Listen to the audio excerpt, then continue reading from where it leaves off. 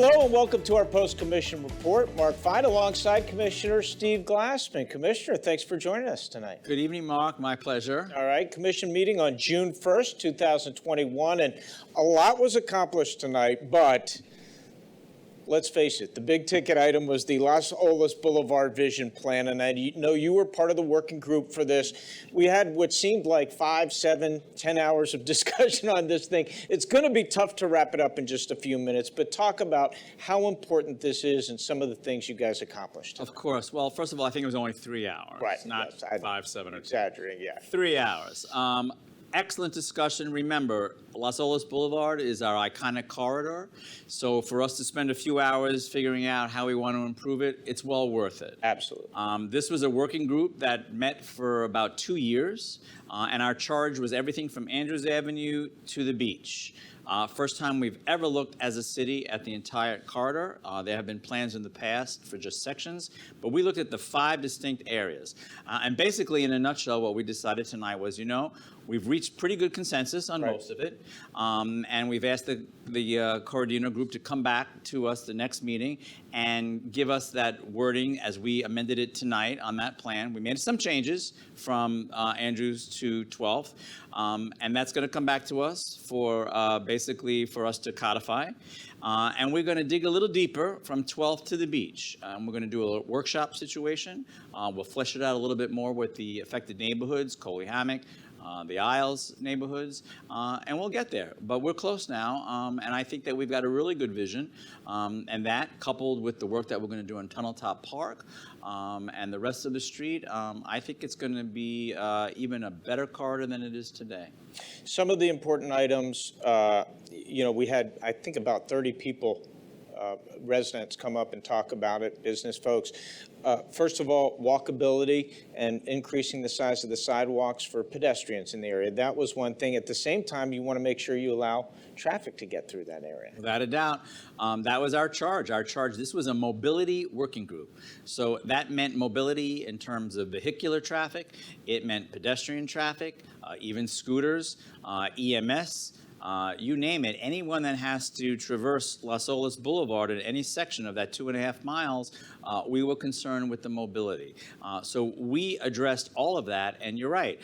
We are going to be, besides just beautifying the street, we are going to be dealing with sidewalks. We're going to be dealing with landscaping. We're going to really beautify it in almost every way you can imagine to make sure that it's just a much more workable corridor for everyone. And you mentioned the neighborhood, 16th Street. Is it Street or Avenue? Avenue, thank you. 16th Avenue, that's a big point of contention as well because people really in that neighborhood worried about all the cut-through traffic. Sure. Everyone is not always going to agree on everything.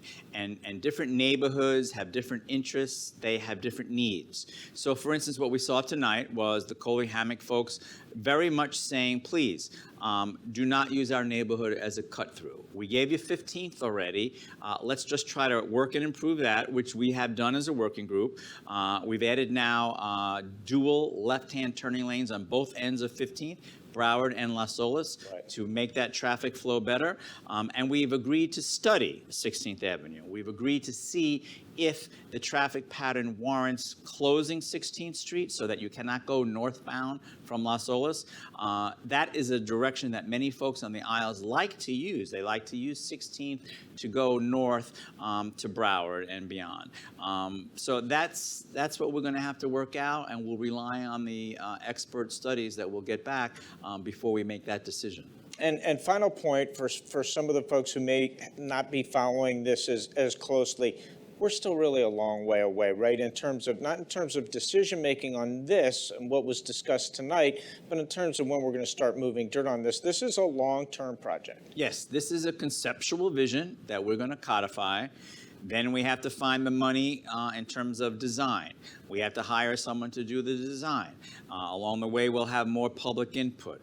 Then we have to also identify the funds after we get a design and we get that ratified. We have to identify the funding to actually do the construction.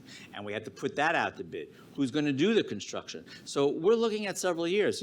I got some laughs tonight when I said, we'll see a tunnel from Brightline Station to the beach before we codify this plan. I really wasn't joking. Oh, yeah. I am really serious that I think that we're going to see some of of our traffic flow and some of our traffic crunch that everyone cannot stand when going to the beach from downtown, that's going to be alleviated by some of that tunnel work that we're talking about and having discussions. So, so we'll see which comes first. May you live in interesting times, right? This commission is certainly handling interesting times, and we appreciate you spending some extra time with us after that long meeting. My pleasure. All right, Mark Fine alongside Commissioner Steve Glassman. Of course, if you want more information, you can always check us out on all our social media channels and at our website, fortlauderdale.gov. We'll see you next time.